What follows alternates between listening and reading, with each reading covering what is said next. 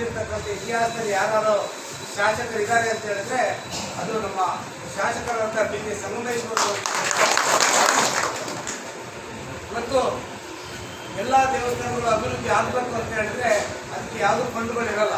ಆ ದೇವಸ್ಥಾನ ಅಭಿವೃದ್ಧಿ ಆಗಬೇಕು ಅಂತ ಹೇಳಿದ್ರೆ ನಾವೇ ಅಲ್ಲಿ ಅಕ್ಕಪಕ್ಕದಲ್ಲಿ ಇರ್ತಕ್ಕಂಥವ್ರು ನಾವೇ ಹಣವನ್ನು ಚಾಕಬೇಕು, ಯಾರೋ ದೊಡ್ಡವರಿಗೆ ನಾವು ಏನಾದರೂ ದೇವಸ್ಥಾನ ಅಭಿವೃದ್ಧಿಗಳನ್ನು ಮಾಡಬೇಕು. ಅದನ್ನು ಮನಗಂಡ ಶಾಸಕರು ಮತ್ತು ಶಾಸಕರಿಗೆ ದೈವ ಬಲದ ಬಗ್ಗೆ ಬಹಳಷ್ಟು ಉತ್ತಮವಾದಂಥ ನಂಬಿಕೆ ಇದೆ. ಶಾಸಕರಿಗೆ ದೈವ ಬಲದ ಬಗ್ಗೆ ಉತ್ತಮವಾದಂಥ ನಂಬಿಕೆ ಇಟ್ಟಲ್ಲಿ ಭದ್ರಾವತಿಯಲ್ಲಿ ದಿನನಿತ್ಯ ಪೂಜೆ ಪುರಸ್ಕಾರಗಳು ನಡೀಬೇಕು. ಎಲ್ಲ ದೇವಸ್ಥಾನಗಳಲ್ಲಿರ್ತಕ್ಕಂಥ ಅರ್ಚಕರ ಸಂಘಕ್ಕೆ ಉತ್ತಮವಾದ ಪೂಜೆ ಪುರಸ್ಕಾರ ನಡೀಬೇಕು.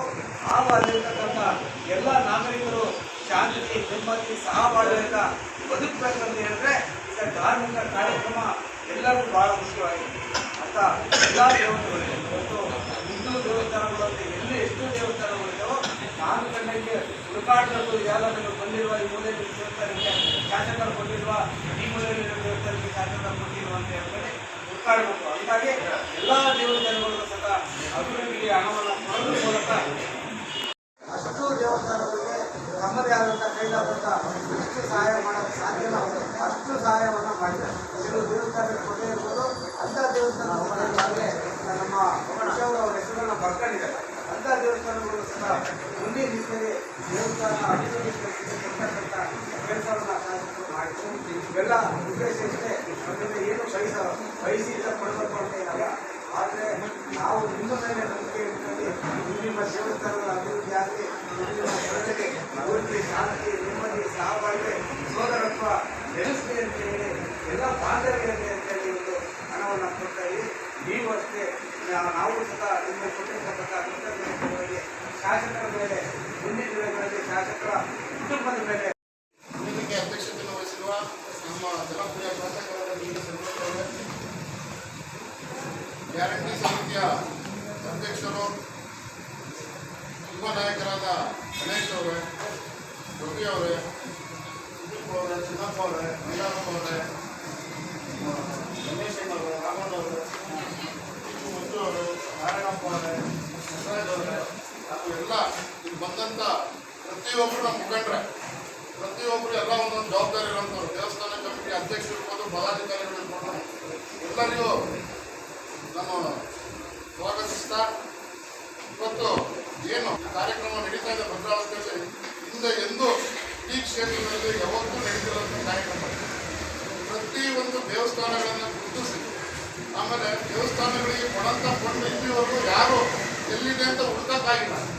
ನಮ್ಮ ಶಾಸಕರು ಅವರಿಗೆ ಕೊಟ್ಟಂಥ KRIDF ಅಧ್ಯಕ್ಷ ಸ್ಥಾನದಿಂದ ಅಲ್ಲಿ ಇರೋಂಥ ಫಂಡಲ್ಲಿ ಯೋಚನೆ ಮಾಡಿ ಯಾಕೆ ಕೊಡ್ಬೋದು ಅಂತೇಳಿ ಅಧಿಕಾರಿಗಳ ಹತ್ರ ಎಲ್ಲ ಚರ್ಚೆ ಮಾಡಿ ನಮ್ಮ ಭದ್ರಾವತಿಯ ಜನತೆ ಪ್ರತಿಯೊಂದು ದೇವಸ್ಥಾನ, ಹಿಂದೂ ದೇವಸ್ಥಾನಗಳಿಗೆ ಯಾವ ಜಾತಿ ಯಾವ ಧರ್ಮ ಯಾವುದೂ ನೋಡಿಲ್ಲ. 4 ಲಕ್ಷ ಅಂತ ನಾವೇನು ತೊಗೊಂಡೋಗ್ತೀವೋ ಅದು ನೀರಿನ ಒಂದು 5 ಲಕ್ಷ 10 ಲಕ್ಷನೂ ಕೊಟ್ಟಿದ್ದಾರೆ. ಎಫ್ಟಿ ಮಾಡಿದ್ರೆ ನಮ್ಮ ದೇವಸ್ಥಾನನ ನಿರ್ವಹಣೆ ಮಾಡೋಂಥ ಕೆಲಸ ಆಗಬೇಕು, ಬಹಳ ಬಡ್ಡಿಯರಾಗಿದೆ. ಅಧ್ಯಕ್ಷರಾಗಿ ಇನ್ನು ಸಚಿವರಾಗಿಲ್ಲ, ಆದ್ರೆ ಯಾವುದೋ ಬೋರ್ಡಿನ ಅಧ್ಯಕ್ಷರಾದ ಸಮೇತ ಭದ್ರಾವತಿ ಅಭಿವೃದ್ಧಿಯ ಬಗ್ಗೆ ಚಿಂತನೆ ಇಲ್ಲದೆ, ಜನರ ಸಮಸ್ಯೆ ಬಗ್ಗೆ ಚಿಂತನೆ ಇಲ್ಲದೆ ಇಡೀ ಮಕ್ಕಳ ಮತ್ತು ಸಹೋದರರ ಸಹಕಾರದೊಂದಿಗೆ ಮತ್ತು ಕಾಂಗ್ರೆಸ್ನ ಎಲ್ಲ ಹಿರಿಯ ನಾಯಕರ ಮಾರ್ಗದರ್ಶನದೊಂದಿಗೆ ಭದ್ರಾವತಿ ಅಭಿವೃದ್ಧಿ ಬಗ್ಗೆ ಚಿಂತನೆ ಮಾಡ್ತಿದ್ದಾರೆ. ನಾವು ನಿನ್ನೆ ನೋಡಿದ್ವಿ ಮೆರವಣಿಗೆಯಲ್ಲಿ ಮಾನ್ಯ ಶಾಸಕರು ಉದ್ಘಾಟನೆ ಮಾಡುವುದರ ಮೂಲಕ ಅಂತಿಮವರೆಗೂ ಸಮೇತ ಎಲ್ಲರ ಮಧ್ಯದಲ್ಲಿ ಪ್ರೀತಿ ವಿಶ್ವಾಸದಿಂದ ಮೆರವಣಿಗೆಯಲ್ಲಿ ಪಾಲ್ಗೊಂಡು ಇಡೀ ಬಂದಿದ್ದೀವಿ. ದೇವಸ್ಥಾನ ಸಮಿತಿಯವರು ನಿಜವಾಗಿ ಹೇಳ್ಬೇಕು ಅಂತಂದ್ರೆ ಏನಾದ್ರೆ ಆ ಮೆರವಣಿಗೆ ಶೋಭೆ ತಂದಿದೆ ಅಂತಂದ್ರೆ ಎಲ್ಲ ದೇವತೆಗಳ ಆಶೀರ್ವಾದ. ಮೂಲೆಗಳನ್ನು ಸಮೇತ ಪ್ರವಾಸ ಮಾಡುವುದರ ಮೂಲಕ ನನ್ನ ಆರೋಗ್ಯದಲ್ಲಿ ಏರುಪೇರು ಇದ್ದು ಸಮೇತ ಚಿಂತನೆ ಮಾಡಿದೆ. ಈಗಿನ ಫೋನ್ ಮಾಡಿದೆ, ಯಾರೋ ಪಂಚಾಯಿತಿ ಹೋಗಿದ್ದಾರೆ. ವಿಜಯನಗರ ಭಾಗದ ಎಲ್ಲ ಪ್ರಮುಖ ಹನುಮಂತನಗರ ಈ ಭಾಗದ ಎಲ್ಲ ಪ್ರಮುಖ ದೇವಸ್ಥಾನಗಳಿಗೆ ನಾವು ಜಾತ್ರೆಗಳಿಗೆ ಬಂದ ಸಂದರ್ಭದಲ್ಲಿ ಇವೆಲ್ಲ ತಿಳಿಸಿ ನಮ್ಮ ದೇವಸ್ಥಾನಗಳಿಗೆ ಶಾಸಕರ ಮಾತಾಡಿ ನಮ್ಮ ದೇವಸ್ಥಾನಕ್ಕೆ ಏನಾದರೂ ಅನುದಾನಗಳನ್ನು ಹಾಕೊಡಿ ಅಂತೇಳಿ ಅದನ್ನು ಮನಗಂಡು ಶಾಸಕರು ಇವತ್ತು ನಮ್ಮ ಭಾರತದಲ್ಲಿರುವಂಥ ಎಲ್ಲ ಪ್ರಮುಖ ದೇವಾಲಯಗಳಿಗೆ CSR ಅಮೌಂಟಲ್ಲಿ 2 ಲಕ್ಷ 3 ಲಕ್ಷ ಕೊಡಿಸೋದು ಕೆಲಸವನ್ನು ಮಾಡ್ತಿದ್ದಾರೆ. ಇವತ್ತು ಸಮಾಜದಲ್ಲಿ ನಿಮಗೆಲ್ಲ ಗೊತ್ತಿದೆ, ಡೊನೇಷನ್ ಎಲ್ಲ ಮಾಡ್ತಿರ್ತೀರ. 1000-2000 ಕೊಡೋದಕ್ಕೆ ಭಾಳ ಕಷ್ಟ ಆಗುತ್ತೆ ಡೊನೇಷನ್ ಮಾಡೋದಕ್ಕೆ. ಅಂತಂದರೆ ಇವತ್ತು ಸರ್ಕಾರದಲ್ಲಿ ಮಾತುಕತೆ ಮಾಡಿ 2 ಲಕ್ಷ 3 ಲಕ್ಷ ಪ್ರತಿ ದೇವಸ್ಥಾನಗಳಿಗೆ 3 ದೇವಸ್ಥಾನಗಳಿಗೆ ಕೊಡ್ತಾ ಇದ್ದೀವಿ ಕಳೆದ ಒಂದು ವಾರದಿಂದ.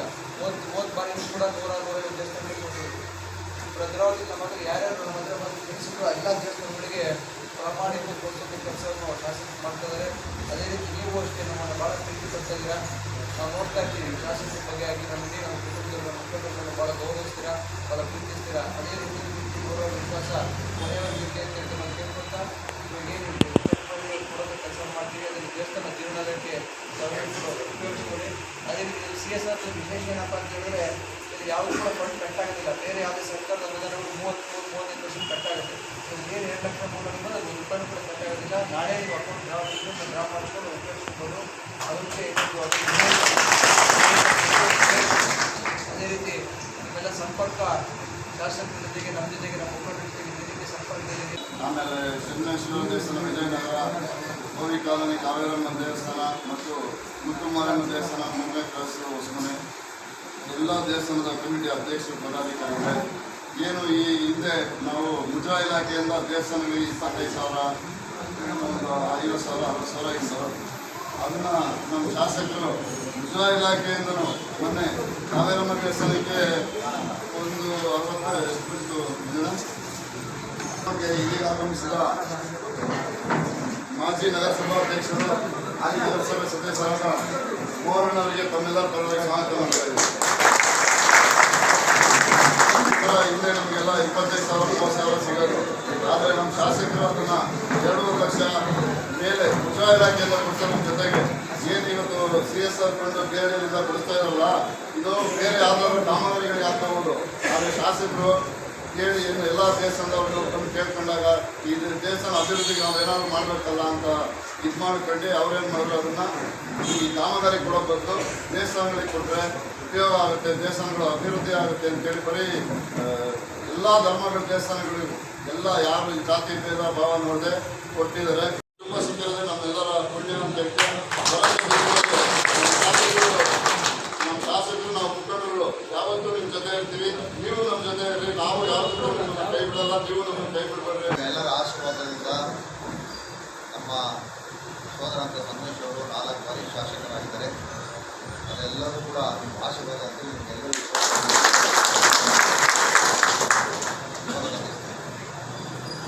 ಜೊತೆಗೆ ನಾವು 3 ಬಾರಿ ಗೆದ್ವಿ. ಈ ಬಾರಿ ಸೇರಿ 4 ಬಾರಿ ಗೆದ್ವಿ. 3 ಬಾರಿ ವರ್ಷದಲ್ಲೇ ಕೆಲಸವನ್ನು ಮಾಡ್ಕೊಂತ ಬಂದಿದ್ದೀವಿ. ನಮ್ಮ ಶಕ್ತಿ ಮೀರಿ ನಾವು ದೇವ್ರ ಮೆಚ್ಚುವಾಗಿ, ನಮ್ಮ ಶಕ್ತಿ ಮೀರಿ ನಮ್ಮ ಮನಸ್ಸು ಒಪ್ಪುವಾಗೆ ಆತ್ಮತೃಪ್ತಿಯಾಗಿ ಕೆಲಸವನ್ನು ನಾವು ಮಾಡಿದ್ದೀವಿ. ಕೆಲವರು ಬೈಕಂತಾರೆ, ಕೆಲವರು ಕೆಲಸ ಮಾಡಬೇಕಂತಾರೆ, ನಾನೇನು ಮಾಡಲಿಕ್ಕಾಗಲ್ಲ. ಮನುಷ್ಯನನ್ನು ನಾವು ತೃಪ್ತಿಪಡಿಸಲಿಕ್ಕಾಗಲ್ಲ. ಮನುಷ್ಯನಿಗೆ ನಾವು ಯಾವ ಕಾರಣಕ್ಕೂ ತೃಪ್ತಿಪಟ್ಟಾಗ ದೇವರು ನಮ್ಮ ಮನಸ್ಸು, ನಮ್ಮ ಆತ್ಮವೆಚ್ಚವಾಗಿ ನಾವು ಯಾವುದೇ ಕೆಲಸ ನೀವು ನನ್ನ ಸೇರಿಸಿ ನೀವು ಕೂಡ ಬಂದಿರ್ತಕ್ಕಂಥ ಎಲ್ಲರೂ ಕೂಡ ಮಹಾನ್ ಲೀಡರ್ಗಳೇ, ಎಲ್ಲ ಶಕ್ತಿಶಾಲಿಗಳು ಬಂದಿರತಕ್ಕಂಥ ಎಲ್ಲರೂ ಕೂಡ ಕೆಪಾಸಿಟಿಯಲ್ಲಿ ಇರುವ ಇವರೆಲ್ಲ ಒಬ್ಬೊಬ್ಬರು 100-150 ಶಕ್ತಿ ಇರ್ತಾರೆ. ನೀವೆಲ್ಲರೂ ಕೂಡ ಇಲ್ಲಿ ಬಂದಿದ್ದೀರ, ಪರವಾಗಿಲ್ಲ. ಆದರೆ ನಾವು ಗೆಲ್ಲೋದು ಮುಖ್ಯ ಅಲ್ಲ, ಗೆದ್ದ ಮೇಲೆ ನಿಮ್ಮ ಗುಣವನ್ನು ತಿಳಿಸಬೇಕು. ಕೇವಲ ದೇವಸ್ಥಾನಗಳು ಒಂದೇ ಅಲ್ಲ, ದೇವಸ್ಥಾನಗಳಿಗೆ ಒಂದು ಅಂಗ. ಮೊದಲು ನಮಗೆ ಎಲ್ಲರಿಗೂ ದೇವರು ದೇವರಿಗೆ ನಾವೆಲ್ಲರೂ ಕೂಡ ಪೂಜೆ ಮಾಡಬೇಕು. ನಾವೆಲ್ಲರೂ ಕೂಡ ಒಳ್ಳೆ ಗಣಪ ಒಂದು ಅಂಗ. ಅದಾದಮೇಲೆ ದಿನನಿತ್ಯ ಜೀವನ ಏನಿಲ್ಲ ಅದು ತುಂಬ ಮುಖ್ಯ. ಕಷ್ಟಪಟ್ಟು ದುಡಿತೀವಿ, ತಿಂತೀವಿ, ನಮ್ಮ ಹೆಣ್ಣು ಮಕ್ಕಳು ಸಾಕ್ತೀವಿ, ತಂದೆ ತಾಯಿ ಸಾಕ್ತೀವಿ, ನಮ್ಮ ಕುಟುಂಬದ ಮನೆ ನಾವು ಇಷ್ಟ ಮಾಡ್ತೀವಿ. ಇದೆಲ್ಲರ ಮಧ್ಯದಲ್ಲಿ ಕೆಲವು ಸಂದರ್ಭದಲ್ಲಿ ಕಷ್ಟ ಸುಖಗಳು ಬರ್ತವೆ, ಮನುಷ್ಯನಿಗೆ ಕಷ್ಟ ಬರ್ತವೆ, ಸಮಸ್ಯೆಗಳು ಬರ್ತವೆ. ಆ ಸಮಸ್ಯೆಯನ್ನು ನಾವು ಮತ್ತು ನಮ್ಮ ಶಾಸಕರು ಎಲ್ಲ ನಮ್ಮ ಕುಟುಂಬದೆಲ್ಲರೂ ಕೂಡ ಬಂದಿರತಕ್ಕಂಥ ಆತ್ಮಲೋಕನ ಮಾಡ್ತೀವಿ. ಇಲ್ಲಿ ನಮ್ಮ ಮನೆ ಬಾಗಿ ಬಂದಿರತಕ್ಕಂಥ ನಮ್ಮ ಕೈಲಾದ ಶಕ್ತಿ ಮೀರಿ ಪೊಲೀಸ್ ಇಲಾಖೆ ಇರ್ಬೋದು, ತಹಸೀಲ್ದಾರ್ ಇರ್ಬೋದು, ಅಥವಾ ನೀರಾವರಿ ಇಲಾಖೆ ಇರ್ಬೋದು, ಯಾವುದೇ ಇಲಾಖೆ ಇರ್ಬೋದು ಕೂಡ ನಾವು ಶಕ್ತಿ ಮೀರಿ ನಿಮ್ಮನ್ನು ಕಾಪಾಡಿದ್ದೀವಿ. ಪೊಲೀಸ್ ಇಲಾಖೆಯಲ್ಲಿ ಇರ್ಬೋದು, ತಾಲೂಕು ಆಫೀಸಲ್ಲಿ ಇರ್ಬೋದು, ನಗರಸಭೆಯಲ್ಲಿ ಇರ್ಬೋದು, ಅದರ ಯಾವುದೇ ಇಲಾಖೆಯಲ್ಲಿ ಏನೇ ಸಮಸ್ಯೆಗಳು ಬಂದರೂ ಕೂಡ ನಾವು ನಿಮ್ಮನ್ನು ಬಿಟ್ಕೊಟ್ಟಿಲ್ಲ. ನಿಮ್ಮ ಮನೆಗೆ ಇದ್ದರೆ ನಾವು ಏನೋ ತಪ್ಪು ಮಾಡಿರ್ತೀವಿ, ಇಲ್ಲ ಅಂತಲ್ಲ. ಮನುಷ್ಯ ತಪ್ಪು ಮಾಡೋದು ಸಹಜ. ಯಾವ ಮನುಷ್ಯ ತಪ್ಪು ಮಾಡಲ್ಲ ಅಂದರೆ ಬೇರೆ ಕೆಲವರು ತಪ್ಪು ಮಾಡಿರ್ತಾರೆ. ಯಾವ ಮನುಷ್ಯ ತಪ್ಪು ಮಾಡಲ್ಲ, ತಪ್ಪು ಮಾಡಿರ್ತೀವಿ. ಆ ತಪ್ಪನ್ನು ಕ್ಷಮಿಸಿ ಸರಿಪಡಿಸೋದು ಸಮಾಜದಲ್ಲಿ ಅಂಥ ಸಂದರ್ಭದಲ್ಲಿ ಯಾರೊಬ್ಬ ಮಾಡಿದ್ರು ಬೇರೆ ಬೇರೆ ದೌರ್ಜನ್ಯ ಮಾಡೋದು, ಪೊಲೀಸ್ನವರು ಬೇರೆ ಬೇರೆ ಅಧಿಕಾರಿಗಳು ನಮ್ಮ ಪ್ರಜಾದಲ್ಲಿ ದೌರ್ಜನ್ಯ ಮಾಡೋದು ಎಲ್ಲ ಮಾಡೋದನ್ನು ನಾವು ಸಹಿಸ್ಕೊಳ್ಳೋಕ್ಕಾಗಲ್ಲ. ಇಂಥ ಸಂದರ್ಭದಲ್ಲಿ 196 ಅನಿವಾರ್ಯಗಳು 90 ಭಾಗ ನಮ್ಮ ಪ್ರಜಾತ ಕ್ಷೇತ್ರದ ನಾವು ರಕ್ಷಣೆ ಮಾಡಿದ್ವಿ. ಇಂದು ಕೂಡ ಇಂದು ಮಾಡಿದ್ದೀವಿ, ಇವತ್ತು ಮಾಡಿದ್ವಿ, ಇಂದು ಕೂಡ ರಕ್ಷಣೆ ತುಂಬ ಕಷ್ಟಪಟ್ಟು ನನ್ನ ತಂದೆ ಹೇಳ್ತವ್ರೆ ಭಾಳ ದೊಡ್ಡವರಿದೆ. ಅದಕ್ಕೆ ನಾನು ಒಳಗೆ ಶಾಸ್ತ್ರ ನನ್ನ ತಂದೆ ತುಂಬ ಕಷ್ಟಪಟ್ಟು ಜೀವನ ಮಾಡಿ ನಮಗೆಲ್ಲ ಒಂದು ಆಧಾರವನ್ನು ಮಾಡಿ ನಮಗೆ ಜೀವನಕ್ಕೆ ದಾರಿ ಮಾಡಿಕೊಡ್ತಾರೆ. ರಾಜಕಾರಣದಿಂದ ಜೀವನ ಮಾಡ್ತಿಲ್ಲ. ಆದರೆ ಪ್ರಜಾತಿಯೊಳಗೆ ಬಡವರ ಬಗ್ಗೆ, ಹಿಂದುಳಿದರ ಬಗ್ಗೆ, ದಲಿತರ ಬಗ್ಗೆ, ಒಂದು ಅಲ್ಪಸಂಖ್ಯಾತರ ಬಗ್ಗೆ ಒಂದು ಸೇವೆಯನ್ನು ಮಾಡಬೇಕು ಅಂತೇಳಿ ತಿಳಿ ಬಂದಿದ್ದೀವಿ. ಇದರ ಮಧ್ಯದಲ್ಲಿ ತಾವೆಲ್ಲರೂ ಸಾಕಷ್ಟು ಜನ ಒಂದೇ ಜಾತಿ ಬಂದಿಲ್ಲ. ನಾವು ಒಂದು ಜಾತಿಗೆ ಯಾವತ್ತೂ ಕೂಡ ಎಲ್ಲ ಜಾತಿ ಮಾನವ ಧರ್ಮ ಬಸವಣ್ಣವರು ಏನು ಹೇಳಿದ್ದಾರೆ, ಮಾನವ ಧರ್ಮ ಅಂಬೇಡ್ಕರ್ ಅವರು ಏನು ಹೇಳಿದ್ದಾರೆ, ಎಲ್ಲರೂ ಕೂಡ ಸಮಾನವಾಗಿ ಬದುಕಬೇಕು, ಸಮಾನವಾಗಿ ಕಾಣಬೇಕು, ಯಾವ ಸಮಾಜವನ್ನು ಕೂಡ ಅಗೌರವ ಮಾಡಬಾರ್ದು. ನಮ್ಮ ಭಾರತ ದೇಶದಲ್ಲಿ ಈ ವರ್ಲ್ಡಲ್ಲಿ ನಮ್ಮ ಭಾರತ ದೇಶದಲ್ಲಿ ಯಾಕೆ ಹೆಮ್ಮೆ ಪಡ್ತಾರೆ ಅಂತಂದರೆ ಮುಸ್ಲಿಂ, ಕ್ರೈಸ್ತ, ಪಾರ್ಸಿ, ಜೈನ್ 8 ಧರ್ಮಗಳು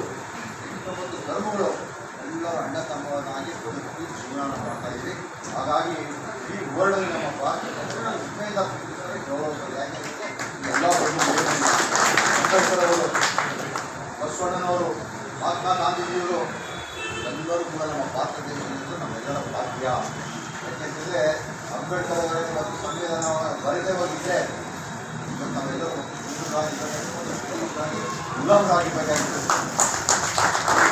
ಬಸವಣ್ಣನವರು ಮಾನವ ಧರ್ಮಕ್ಕೆ ಜಯವಾಗಿ ವಿಶ್ವಮಾನವರೆಲ್ಲ ಕೇವಲ ಬಲಿಪತ್ರವಾಗಿ ವಿಶ್ವಮಾನವರವರು ಬಸವಣ್ಣನವರು, ಅಂಬೇಡ್ಕರ್ ಅವರು, ಮಹಾತ್ಮ ಗಾಂಧೀಜಿಯವರು ಹೋರಾಟ ಮಾಡೋದು ಸ್ವತಂತ್ರಕ್ಕೋಸ್ಕರ ಅವ್ರ ಜೊತೆ ಎಲ್ಲ ಧರ್ಮಗಳು ಹೋರಾಟ ಮಾಡಿರೋ ಜೊತೆಗೆ ಈಗ ಹೊಸ ಬೆಳವಣಿಗೆ ಈಗ ಇವತ್ತು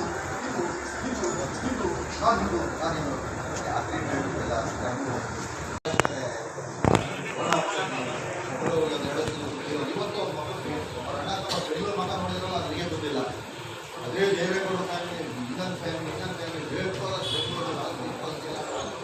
ಸಿದ್ದರಾಮಯ್ಯನವರು ಕೂಡ ವಿದ್ಯೆಯನ್ನು ಉಳಿಸಿಕೊಳ್ಳಿ ಕುರಿ ಕಾಯ್ತಾ ಇದ್ರು.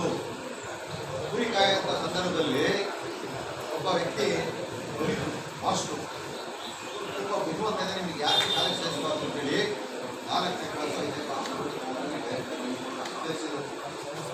ಸೇರಿಸಿದ ನಂತರ ಅವರು ವಿದ್ಯಾಭ್ಯಾಸವನ್ನು ಕಲಿತು ನಾಯಕಾಗಿ, 2 ಮುಖ್ಯಮಂತ್ರಿಯಾಗಿ, 2 ಉಪಮುಖ್ಯಮಂತ್ರಿಯಾಗಿ 9 ಬಾರಿ ಶಾಸಕರಾಗಿ ಆಗಿದ್ದಾರೆ. ಈ ನಮ್ಮ ಕಳೆದ ಬಾರಿ ಚುನಾವಣೆಯಲ್ಲಿ ಘೋಷಣೆಯನ್ನು ಮಾಡಿದ ಬಡವರಿಗೋಸ್ಕರ 5 ಯೋಜನೆಯಿಂದ ನಾವು ಅಧಿಕಾರಕ್ಕೆ ಕೊಡ್ತೀವಿ ಅಂತೇಳಿ ನಾನು ಕೇಳಿದೆ, ಯಾಕೆ ಈ ಯೋಜನೆಯನ್ನು ಜಾರಿ ಮಾಡಿದ್ದೀರಾ? ಅವರು ಮಾತಾಡಿದ್ರು, ನಾವು ತುಂಬ ಬಡ ಕುಟುಂಬದಲ್ಲಿ ಅನುಕೂಲವಾಗಿ ನನ್ನ ತಾಯಿ ಹತ್ರ ಬಂದು ಅಕ್ಕಪಕ್ಕ ಮನೆಯವರು ನನ್ನ ಎದುರುಗಡೆ ಅಮ್ಮ ಹಾಲು ಕೊಡಿ, ಅಕ್ಕಿ ಕೊಡಿ, ಮನೆಯಲ್ಲಿ ಬರ್ತಾರೆ ಅಂತೇಳಿ ನನ್ನ ಕಣ್ಣು ಮುಂದೆ ನನ್ನ ತಾಯಿ ಹತ್ರ ಅಂತೀನಿ ಇಷ್ಟೊಂದು ಕಣ್ಣಾರೆ ಕಂಡಿದ್ದೀನಿ.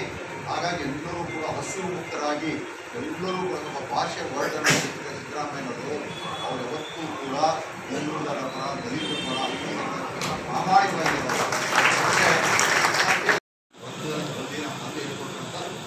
ಸಂವಿಧಾನ ತಂದೆದಾಗಿ ಹೇಳಿದ್ದಾರೆ.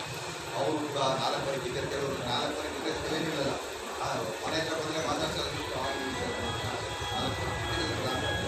ವ್ಯಕ್ತಿ ನಮ್ಮೆಲ್ಲರ ಭಾಗ್ಯ, ಬೆಳೆದಾಗೆ ಶಿಕ್ಷಣದ ಭಾಗ್ಯ. ಹಾಗಾಗಿ ಅವರ ಶ್ರಮದಿಂದ ಇವತ್ತು ಗುಜರಾತಲ್ಲಿ ಸುಮಾರು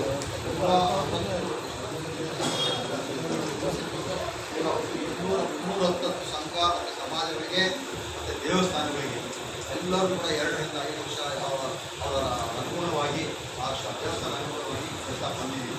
ಯಾಕೆ ಕೊಡ್ತಾ ಇದ್ದೀವಿ ಅಂತ ಹೇಳಿದ್ರೆ, ಸರ್ಕಾರದ ಕೊಡುವಂಥ ಸವಲತ್ತನ್ನ ಶ್ರಮಪಟ್ಟು ಪ್ರಾಮಾಣಿಕವಾಗಿ ಒಬ್ಬ ಶಾಸಕನಾಗಿ ಗೆಲ್ಲಿಸಿದ್ದೀರ.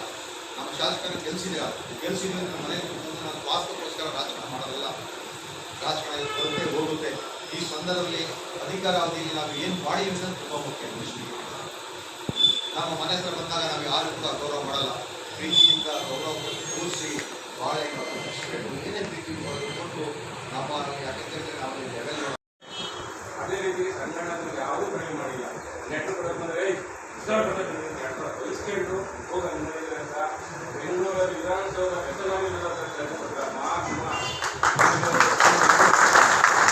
ಅದೇ ರೀತಿ ಅವರ ಇದೇ ಒಂದು ಏನಾದರೂ ಕೈಗಂಡ ಮಾಡಿದ್ರು ಅಂತ ಕೇಳ್ತಾರೆ.